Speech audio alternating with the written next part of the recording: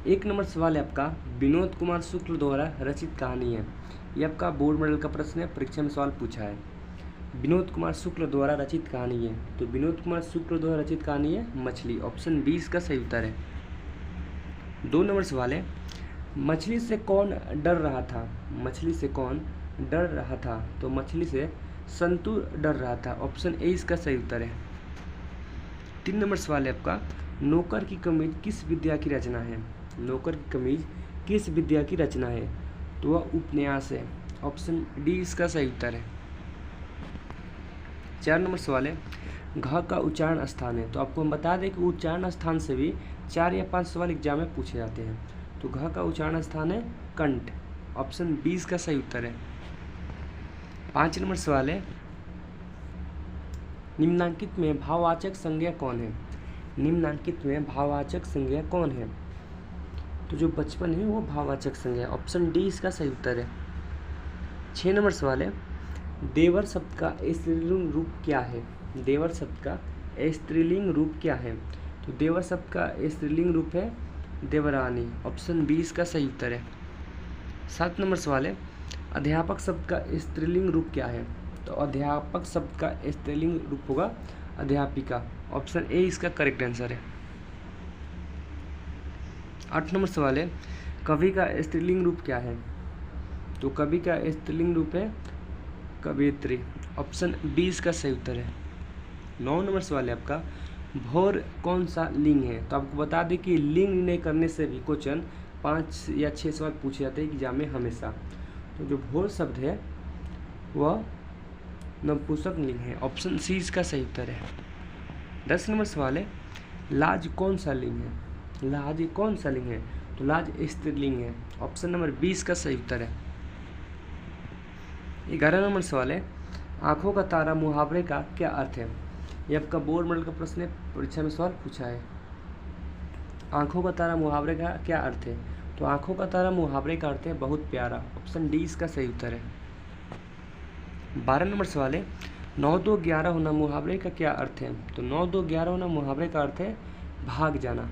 Option A इसका सही उत्तर है। और आपको बता दें कि मुहावरे से भी 5 या 10 सवाल एग्जाम में पूछे जाते हैं। ये आपका बोर्ड मॉडल का प्रश्न है, परीक्षा में सवाल ये पूछा है। अगला सवाल है 13 नंबर, अंगूठा दिखाना का सही अर्थ क्या है? तो अंगूठा दिखाना का सही अर्थ होता है साफ इनकार कर देना। ऑप्शन ए इसका सही उत्तर है। 14 नंबर सवाल है, आग बबूला होना का सही अर्थ क्या है? आग बबूला होना का सही अर्थ क्या है?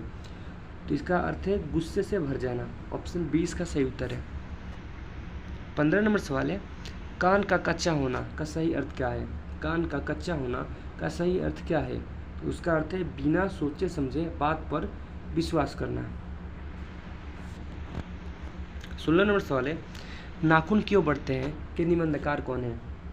ये आपका बोर्ड मॉडल का प्रश्न है, परीक्षा में सवाल पूछा है। नाखून क्यों बढ़ते हैं कि निबंधकार कौन है? तो उसके निबंधकार हैं आचार्य हजारी प्रसाद द्विवेदी जी। ऑप्शन डी इसका सही उत्तर है। 17 नंबर सवाल है, महाभारत क्या है? महाभारत क्या है? तो इस सवाल का जवाब आप लोग कमेंट बॉक्स में जरूर बताएं। 18 नंबर सवाल है, हजारी प्रसाद द्विवेदी का जन्म कब हुआ? ये आपका बोर्ड मॉडल का प्रश्न है और ये प्रश्न एग्जाम में पूछा है। हजारी प्रसाद द्विवेदी का जन्म कब हुआ? तो हजारी प्रसाद द्विवेदी का जन्म हुआ था सन 1907 ईस्वी में। ऑप्शन 20 का सही उत्तर है। 19 नंबर सवाल है, मुख्य नायक क्या है? जो मुख्य नायक है वह एक पत्रिका है। ऑप्शन 20 का सही उत्तर है। 20 नंबर सवाल है, डॉक्टर भीमराव अंबेडकर का जन्म कब हुआ? ये भी आपका बोर्ड मॉडल का प्रश्न है, परीक्षा में सवाल पूछता है। डॉक्टर भीमराव अंबेडकर का जन्म 14 अप्रैल 1891 ईस्वी में हुआ था। ऑप्शन डी इसका सही उत्तर है। 21 नंबर सवाल है, भारतीय संविधान के निर्माण में महत्वपूर्ण भूमिका किसकी है? तो भारतीय संविधान के निर्माण में महत्वपूर्ण भूमिका बाबा साहब भीमराव अंबेडकर की है। ऑप्शन ए इसका सही उत्तर है। 22 नंबर सवाल है, सभ्य समाज की आवश्यकता है? तो सभ्य समाज की आवश्यकता है श्रम विभाजन। ऑप्शन 20 का सही उत्तर है। और ये बोर्ड मॉडल का प्रश्न भी है, आप लोग इसे याद कर लीजिएगा परीक्षा में जाने से पहले। 23 नंबर सवाल है, अंबेडकर चिंतन व रचनात्मक के लिए प्रेरक व्यक्ति थे? तो इनमें से सभी थे, बुद्ध भी थे, कबीर भी थे, ज्योतिबा फुले भी थे। इनमें से डी हो जाएगा सभी। 24 नंबर सवाल है, श्रम विभाजन जाति प्रथा क्या है? तो श्रम विभाजन जाति प्रथा निबंध है, ऑप्शन सी इसका सही उत्तर है। 25 नंबर सवाल है, अंबेडकर का जन्म किस परिवार में हुआ था? ये भी आपका बोर्ड मॉडल का प्रश्न है। तो अंबेडकर का जन्म दलित परिवार में हुआ था, ऑप्शन सी इसका सही उत्तर है। 26 नंबर सवाल है, गांधी जी को महात्मा की उपाधि किसने दी? गांधी जी को महात्मा की उपाधि किसने दी? तो रविंद्रनाथ टैगोर ने दी थी, ऑप्शन नंबर 20 का सही उत्तर है। 27 नंबर सवाल है, महात्मा गांधी की रचना है।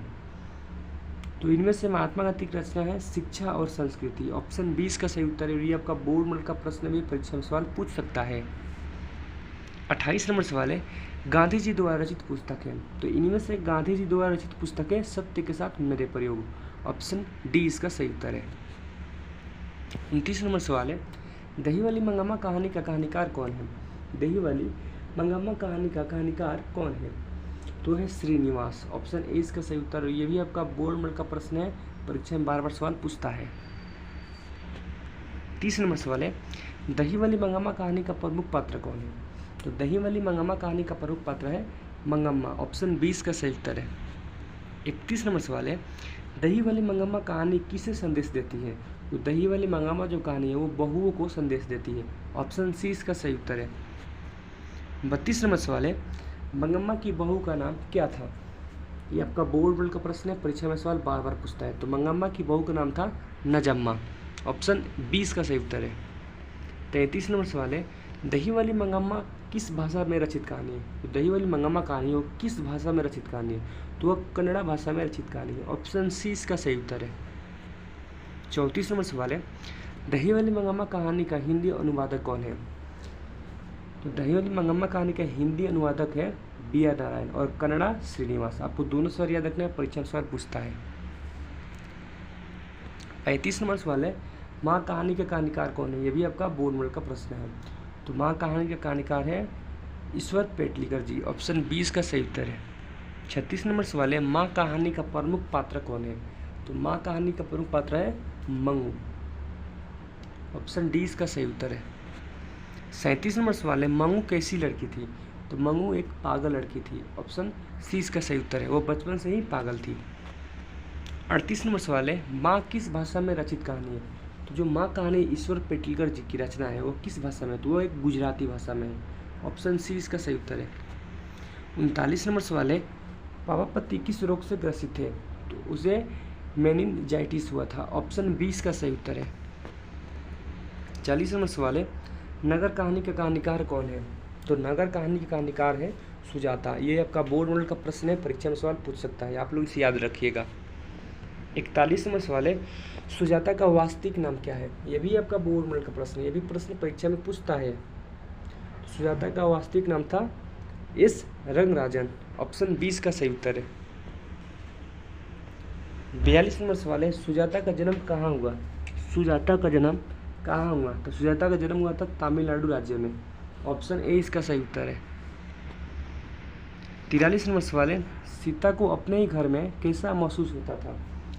सीता को अपने ही घर में कैसा महसूस होता है? तो उसे घुटन महसूस होता है, ऑप्शन ए इसका सही उत्तर है। 44 नंबर सवाल है, धरती कब तक घूमेगी शीर्षक कहानी का कहानीकारक कौन है? धरती कब तक घूमेगी शीर्षक कहानी का कहानीकारक कौन है? ये आपका बोर्ड मॉडल का प्रश्न है, परीक्षा में सवाल पूछेगा। तो धरती कब तक घूमेगी शीर्षक कहानीकारक है सावरदैया, ऑप्शन सी इसका सही उत्तर है। 45 नंबर सवाल है, धरती कब तक घूमेगी कहानी का प्रमुख पात्र कौन है? तो सीता है, ऑप्शन डी इसका सही उत्तर है। 46 नंबर सवाल है, धरती कब तक घूमेगी कहाँ की कहानी है? तो धरती कब तक घूमेगी वह राजस्थान की कहानी है, ऑप्शन सी इसका सही उत्तर है। 47 नंबर सवाल है, देवकन्या में कौन सा समास है? तो देवकन्या में तत्पुरुष समास है, ऑप्शन 20 का सही उत्तर है। 48 नंबर सवाल है, जिस समास के दोनों पद प्रधान होते हैं उसे कहते हैं? तो उसे द्वंद्व समास कहते हैं, ऑप्शन ए इसका करेक्ट आंसर है। 49 नंबर सवाल है, पुरुषोत्तम में कौन सा समास है? यह आपका बोर्ड मॉडल का प्रश्न है, परीक्षा में सवाल ये पूछा है। तो पुरुषोत्तम में तत्पुरुष समास है, ऑप्शन सी इसका सही उत्तर है। 50 नंबर सवाल है, राजकुमार में कौन सा समास है? तो राजकुमार में भी तत्पुरुष समास है, ऑप्शन सी इसका सही उत्तर है। अगर आप चैनल पर पहली बार आए, चैनल को सब्सक्राइब कर ले, वीडियो को लाइक करें और शेयर करें ताकि दूसरे विद्यार्थियों को भी हेल्प हो सके। मिलते हैं एक और नए वीडियो के साथ, तब तक के लिए जय हिंद, वंदे मातरम।